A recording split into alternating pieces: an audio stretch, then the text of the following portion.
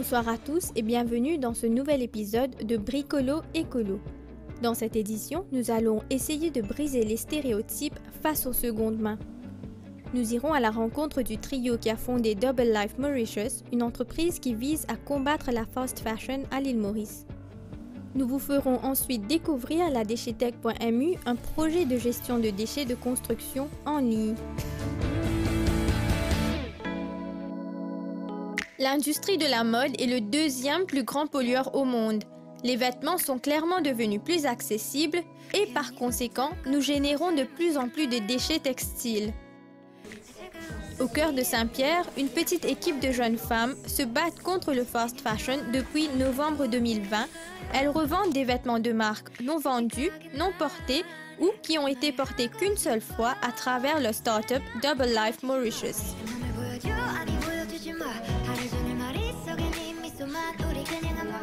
Donc le concept de Double Life a commencé en novembre 2020.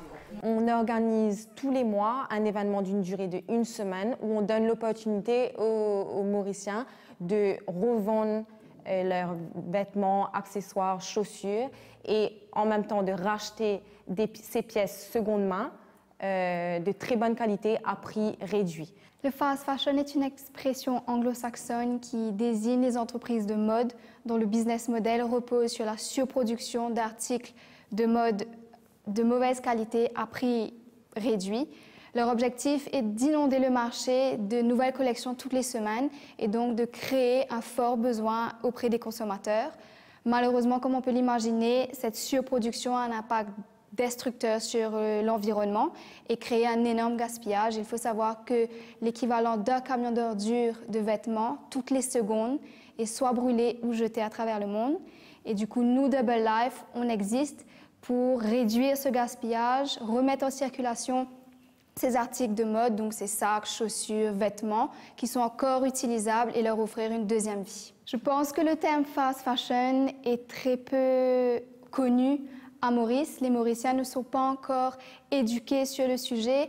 Beaucoup d'entre eux ne sont même pas au courant déjà que les vêtements polluent et que ce modèle de production, donc des collections tout le temps, existe. Donc il faut vraiment créer une éducation autour de ce sujet. Étant un pays producteur, nous produisons principalement pour les marques à l'international et certaines marques sont des marques de fast fashion. Mais nous avons observé une nette amélioration car de plus en plus d'usines ont des certifications qui s'allient vers une mode plus durable. Produire localement est une solution sur le long terme car déjà ça permet de créer de l'emploi ici à l'île Maurice, d'utiliser les ressources qu'on a, de limiter la transportation entre les différents pays, sachant que pour pouvoir produire un jean, entre le moment où il est confectionné et le moment où il est vendu, il parcourt plus de 60 000 km, soit 1,5 fois le tour de la Terre. Le fait de pouvoir produire localement réduit cet impact environnemental que la production à l'international a et aussi permet de mettre sur la scène nos créateurs mauriciens qui sont super talentueux et qui méritent d'être exposés. Une manière de conscientiser les Mauriciens, c'est d'abord vraiment de créer une éducation à l'échelle nationale. Nous, on essaye de jouer notre rôle, mais ce serait bien aussi qu'au niveau médiatique, il y ait plus d'articles et aussi de démarches et d'associations et d'entreprises qui vont et s'orientent dans cette direction.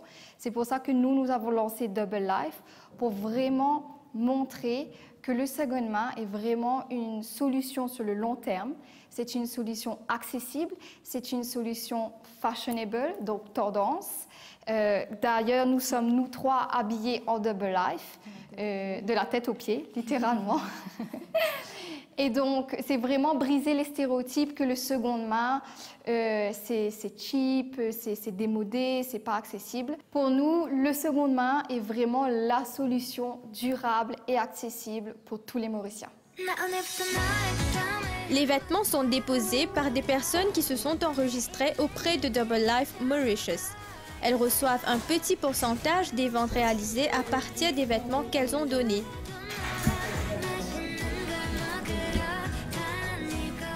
Donc tous les vêtements que les revendeurs viennent déposer sont placés ici. Donc, on récupère chaque carton pour passer à la section tri. Donc, Léna, ce qu'elle fait, c'est qu'elle sélectionne les vêtements qu'on accepte. Donc, elle fait une pile et elle fait une autre pile ici pour les vêtements qui ne sont pas acceptés. Donc là, c'est vraiment la phase où elle fait l'entrée de toutes les données de chaque article, donc la marque, la taille. Et c'est à cette étape qu'elle va fixer le prix, donc le prix de revente. Donc, j'inspecte la pièce, je vérifie s'il n'y a pas de taches, s'il n'y a pas de trous, si les zips sont toujours fonctionnels et s'il n'y a pas des boutons qui manquent. Donc, je fais 2 piles, les vêtements qui sont sélectionnés et les vêtements non sélectionnés. Une fois mon tri terminé, tous les vêtements sélectionnés, je les mets derrière et tous les vêtements non sélectionnés, je les mets ici. Comme ça, c'est vraiment séparé, on ne peut pas les mélanger. Donc, par exemple, une fois que la pièce est validée, que j'ai rentré, je la mets là et je passe à la suivante. Donc, je regarde si l'élastique est bon, s'il n'y a pas de trous ou de taches. Et minutieusement, chaque article est inspecté de la sorte. Là, il y a une tache, on ne peut pas la prendre. Donc, après cette étape, tous les vêtements qui ont été sélectionnés passent à la phase photo. Anjali prend une photo de chaque article afin de pouvoir les télécharger sur la liste d'inventaire des revendeurs. Donc, après cette étape, tous les articles par revendeur sont référencés, classés et photographiés dans notre base de données. Et nous, ça nous aide à différencier du coup tous les articles et à reconnaître quel vêtement appartient à quel revendeur. Alors, une fois les contrats envoyés au revendeur et validés, les articles passent à la section étiquetage. Donc, Megan écrit les étiquettes par revendeur. Ensuite, elle pistole les articles. Donc, ça, c'est une jupe qui a été déjà étiquetée. Donc, pour vous donner un ordre de prix, cette jupe était à 4 000 roupies et nous, on la revend à 650. Donc, en général, les prix qu'on fixe pour nos articles varient entre 50 à 80% de réduction par rapport au prix d'achat. Une fois l'étiquetage fini, les vêtements qui n'ont pas besoin d'être repassés sont directement replacés en magasin. Donc, Megan s'occupe de créer des catégories. Donc, tous les pantalons seront placés sur un même rail et seront catégorisés par taille. Toutes les robes ensemble, toutes les longues combinaisons ensemble. Donc, c'est vraiment créer des univers différents en fonction des vêtements. Pour continuer notre démarche de réduire le gaspillage, on a créé nos sacs Double B. Double B, c'est un sac qu'on appelle un blessing bag parce qu'à l'intérieur de chaque sac, il y a une petite phrase motivante. Et le concept est le suivant. Ce n'est pas vous qui choisissez le sac, mais c'est le sac qui vous choisit. Et en fonction du modèle qui vous plaît, la phrase que vous devez recevoir sera écrite sur le sac. Il faut savoir aussi que nos sacs sont faits à partir de chutes de tissu d'usine qu'on récupère et les impressions sont faites à base d'eau et non de produits chimiques. En novembre 2021, Double Life a célébré sa première année d'existence. Avec l'aide de toute l'équipe et du père des jumelles, l'espace s'est vite transformé en pop-up store rempli de bonnes affaires pour l'été. À la sortie de leurs études, elles ont décidé de se lancer dans cette aventure et c'est fantastique parce qu'elles sont arrivées à concrétiser un rêve depuis toujours. Bien accompagnées, elles ont une superbe équipe, elles sont à plusieurs pour manager cette start-up. Et je trouve que c'est fantastique parce qu'effectivement, elles œuvrent un petit peu dans le côté écologique, environnemental, et Dieu sait si on en a besoin aujourd'hui, tout en essayant de faire un petit peu de monter une entreprise qui a ses contraintes économiques et puis surtout, j'espère pour elle, ses bénéfices. La génération d'aujourd'hui, elle est totalement, hein, tout le monde se sent impliqué. Après, il faut avoir l'occasion de pouvoir le mettre en œuvre. C'est pas facile.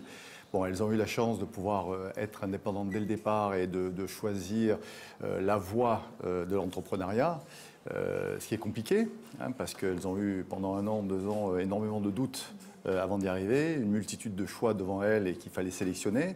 Et puis finalement, tant bien que mal, elles y sont arrivées. Et là, aujourd'hui, je vois que depuis 1 an, c'est une belle réussite et elles ont énormément d'idées en tête et je pense que ça va aller très loin. Enfin, je leur souhaite. Anything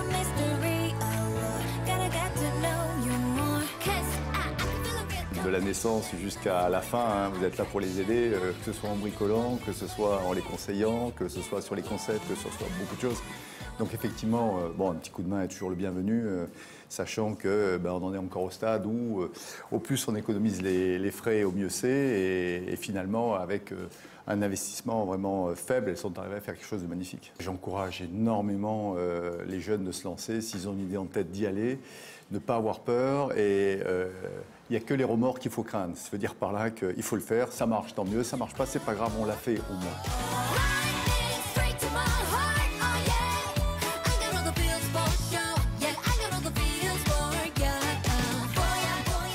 L'organisation s'est bien passée dans l'ensemble. Pour nous, aujourd'hui, c'est un événement spécial parce qu'on célèbre nos 1 an. Ça fait 1 an que nous sommes ouverts et nous sommes impatients de pouvoir accueillir tout le monde pour cette prochaine semaine de pop-up. Nous essayons pour chaque pop-up de créer différents thèmes en fonction des saisons et en fonction aussi de la demande de nos clients. Donc, vu que l'été se rapproche, on essaye vraiment d'aller trouver les pièces qui pourront venir rajouter ce petit summer touch à notre garde-robe. Donc, nous avons une énorme collection de robes, de petits hauts et cette édition et l'édition prochaine, on aura des maillots de bain pour pouvoir profiter de l'été.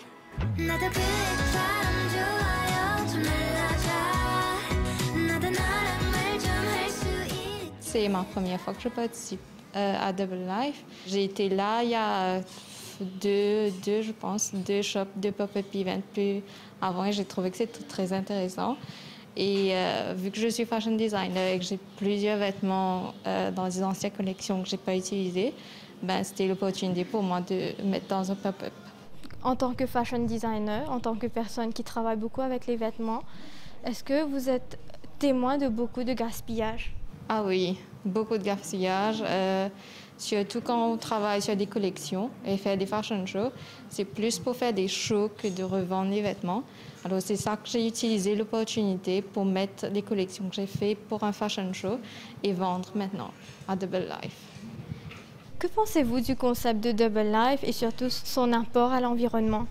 Moi, je trouve que c'est très bien, surtout pour les magasins qui ont des tonnes et des tonnes. Moi, c'est unique, des vêtements uniques. Mais dans les magasins, c'est plusieurs vêtements, c'est beaucoup plus. Et c'est à rejeter après. Mais Double Life, ça donne une deuxième vie aux vêtements. Et je trouve que c'est un super concept.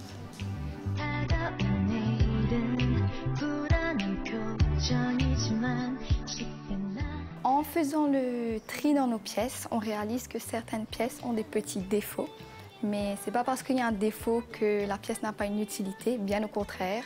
On essaye vraiment de donner la chance à chaque vêtement de trouver une seconde vie.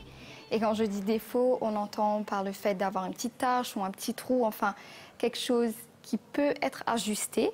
Et c'est pour ça qu'on les met ensemble en général pour informer nos clients que ces pièces-là, oui, on est conscient qu'il y a ce petit défaut, tache, trou ou une petite couture à reprendre, mais s'ils souhaitent acheter des pièces, c'est des pièces qui sont encore plus à prix réduit que le reste du magasin.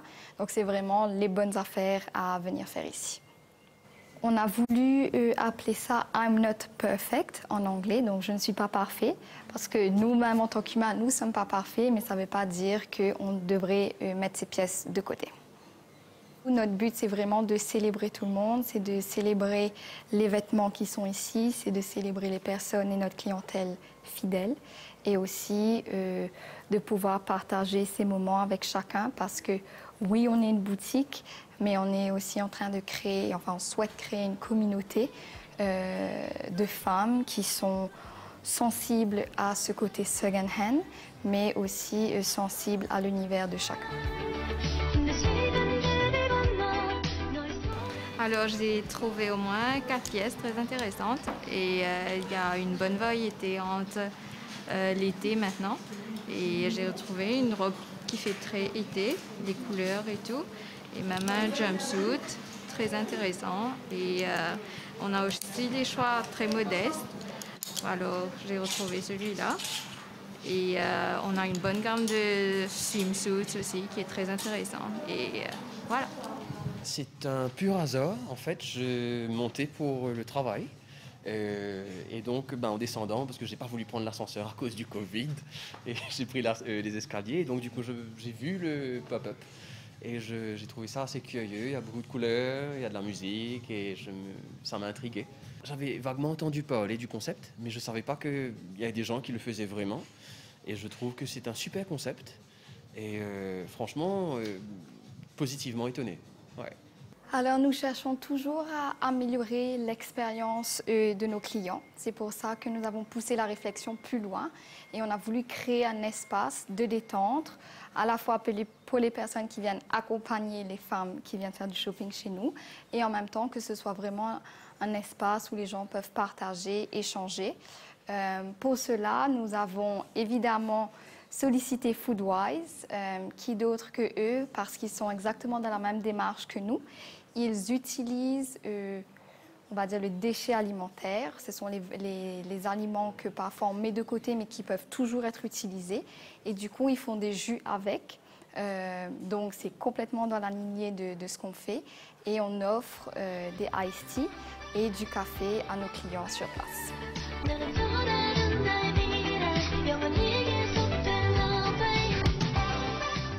Je pense que c'est le bon moment en fait, parce que ça fait longtemps, je pense que tout le monde ici à Maurice, on attend ça.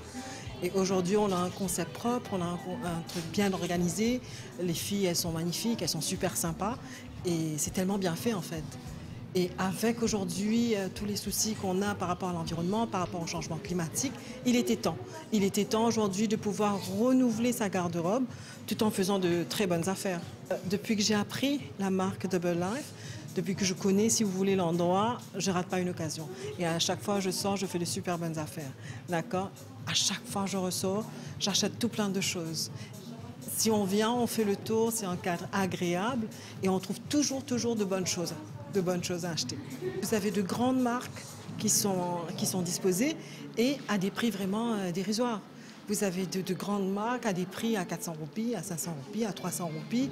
C'est des choses que vous allez voir nulle part ailleurs. Et aujourd'hui, du fait que ce soit centré à Saint-Pierre, qui est quand même central pour l'île Maurice, c'est vraiment the place to be. Franchement, ne ratez pas Double Life, venez faire un tour, il n'y a pas moyen d'être déçu.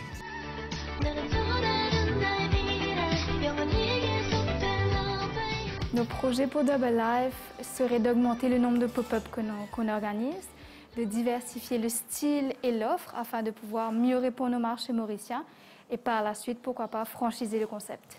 Du coup, nos attentes pour le pop-up de novembre, c'est vraiment de satisfaire au maximum nos clientes, qu'elles puissent trouver le maximum de jolies choses afin de pouvoir faire des cadeaux de Noël Double Life. Donc c'est un nouveau concept aussi d'offrir des cadeaux seconde main qu'on aimerait instaurer, de mettre en place à l'île Maurice. Donc voilà.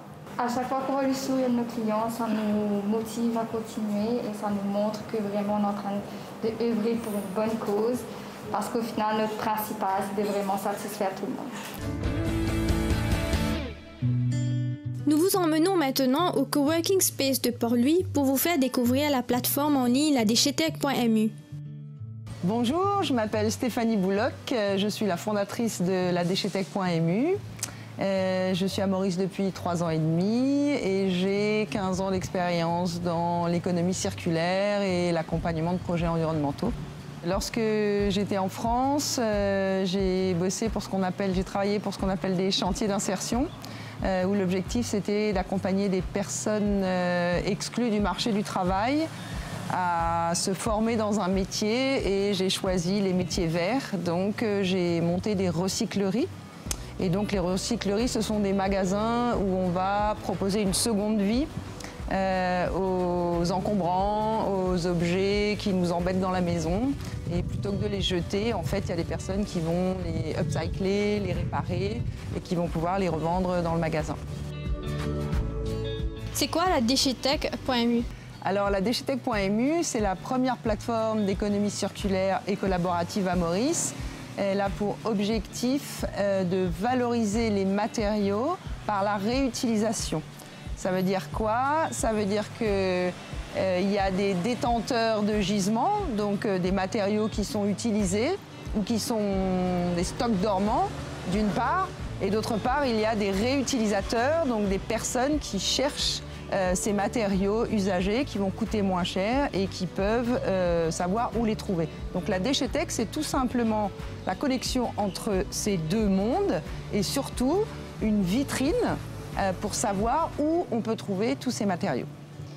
Et justement, pourquoi avez-vous lancé la Déchetech.mu, surtout à l'île Maurice? Alors, parce que par mon expérience, j'ai travaillé pas mal dans la gestion des déchets, la gestion environnementale. Et que lorsque je suis arrivée à Maurice, après avoir fait beaucoup de bénévolat dans les ONG pour savoir comment ça fonctionne, j'ai aussi fait des missions de consulting dans les entreprises pour la gestion des déchets, le tri des déchets. Et je me suis rendu compte qu'il y avait beaucoup de matériaux qui étaient stagnants. Donc ça, c'était une problématique. Et que les entreprises elles-mêmes cherchaient des solutions et qu'elles ne voulaient pas forcément jeter.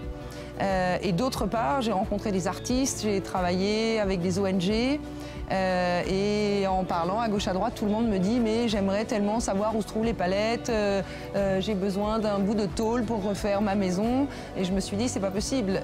D'un côté il y a des gens qui ont des matériaux, de l'autre côté il y a des gens qui cherchent. Je dois absolument connecter ces gens-là. Et aussi parce que Marchicos est surchargé de beaucoup trop de choses et qu'avant, en amont, c'est sûr qu'on peut faire quelque chose pour éviter de remplir Marchicos. Et Maurice est petit, donc en fait, on peut connecter assez rapidement tous ces gens-là. Alors, la plateforme, c'est très simple. Il faut s'enregistrer sur la plateforme. Vous êtes soit un vendeur, soit un acheteur. Alors, les entreprises, comme elles ont beaucoup de volume, elles vont payer un droit d'entrée, une adhésion à l'année. Par contre, le particulier qui souhaite vendre quelque chose, c'est gratuit. Et une fois que vous êtes inscrit, eh ben, vous choisissez les produits que vous voulez acheter. Vous cliquez « Add to basket » et puis vous allez chercher les produits là où ils se trouvent. La plateforme prend une commission sur la vente pour faire fonctionner le service.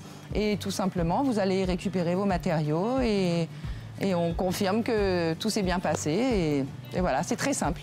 Vous avez peut-être fait des travaux chez vous, vous avez un demi-pot de peinture, 3 bouts de bois qui restent, plutôt que de les stocker dans votre garage et d'attendre que la pluie tombe dessus, il y a peut-être quelqu'un d'autre qui en a besoin. Donc vous, ça va vous vider votre garage et puis la personne elle va être contente parce qu'elle va racheter à moindre coût un matériel dont elle n'a pas besoin d'avoir des quantités énormes. Qui sont les personnes qui peuvent vendre leurs produits? Alors, tout le monde peut vendre ses produits sur la Déchetech. Par contre, l'objectif, c'est bien tout ce qui va servir à rénover une maison où, en fait, on fait de la déconstruction de bureaux qui font des rénovations. Donc, tout ce qui va concerner les bureaux ou la rénovation d'une maison.